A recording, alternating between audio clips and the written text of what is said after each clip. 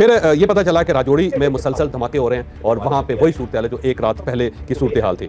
इस दौरान फिर मियां इशफाक साहब जो नामवर वकील है वो इमरान रियाज साहब के वकील भी रहे और इस वक्त जनरल फैज़ अमीर साहब के वकील हैं। उनकी ऊपर नीचे ट्वीट्स आ गई। एक ट्वीट में उन्होंने दावा किया कि 100 के करीब बल्कि 100 से ज़्यादा ड्रोन्स अटैक पाकिस्तान में अब 3 घंटे के अंदर अंदर हो चुके हैं और सीज़ फायर के 3 घंटे के अंदर अंदर। फिर उन्होंने ये भी बताया कि वाह कैंट के अंदर भी एक मिसाइल का हमला हुआ है और उसे बाकायदा इंटरसेप्ट किया गया। ये खबर अभी तक कंफर्म नहीं हो सकी लेकिन मियां इशफाक साहब जो है वो दावा कर रहे हैं। फिर ये बताया गया कि कराची के अंदर भी इस टाइप के इंसिडेंट हुए हैं, फिर लाहौर के अंदर इंसिडेंट इस टाइप के नजर आए। तो थोड़ी देर में बाकायदा पूरे पाकिस्तान से खबरें आनी शुरू हो गई कि सीज़ फायर खत्म हो गया, टूट गया, बल्कि लोगों ने बड़े अफसोस का इजहार करना शुरू कर दिया कि इंडिया नहीं संभल रहा। तो फिर हमने सोचा कि देखते हैं कि इंडिया की तरफ से क्या खबरें हैं। तो वहां जब गए तो पता चला कि ये तो उस साइड से भी शोर हो रहा है और सेक्रेटरी खारजा विक्रम मिस्री ने बाकायदा मीडिया के सामने आकर तस्लीम कर लिया कि पाकिस्तान की तरफ से ये वायलेशन है। उन्होंने इल्जाम लगाया कि पाकिस्तान की तरफ से वायलेशन हुई है और पाकिस्तान की जिम्मेदारी बनती है कि अब उसने सीज़ फायर तोड़ा है। और साथ उन्होंने कहा कि हमने अपनी फोर्सेस जो है उन सबको कह दिया है कि आपने फौरी तौर पर पाकिस्तान के इस हमले का जवाब देना है। तो उन्होंने ये तस्लीम कर लिया कि सीज़ फायर टूट चुका है और बाकायदा ड्रोन्स आ रहे हैं और मिसाइल्स भी आ रहे हैं और फायरिंग भी हो रही है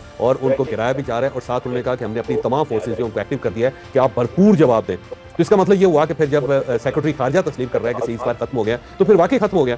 इस दौरान फिर और कुछ ट्वीट सामने आई। एक ट्वीट जो है ये टाइम्स अलजबरा की ट्वीट है और उन्होंने उसकी ट्वीट के अंदर लिखा कि पाकिस्तान बिट्रेड, एक छोटी सी ट्वीट है।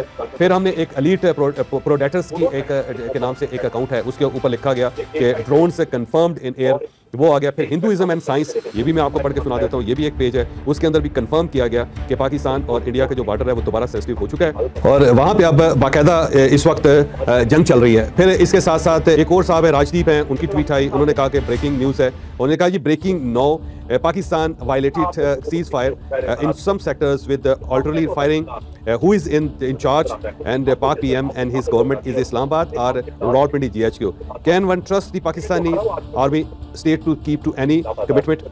और इसके साथ साथ फिर नीचे है वहाँ से अब ये बहुत सारी ट्वीट्स ऊपर नीचे आ गई। तो फिर जो आदित्य राय कोल है उनकी तरफ से भी कंफर्म कर दिया गया, बल्कि उन्होंने ये तक कह दिया कि जी एक बड़ी एक ब्रेकिंग न्यूज़ है कि मुझे कंफर्म कर दिया गया है कि जो आर्मी है इंडियन उनको ये इख्तियार दे दिया गया, बल्कि बॉर्डर सिक्योरिटी फोर्स को ये इख्तियार दे दिया गया है कि वो इस सीज़ फायर की जो खिलाफ वर्जी करने वाले उनके साथ निपटा जाए।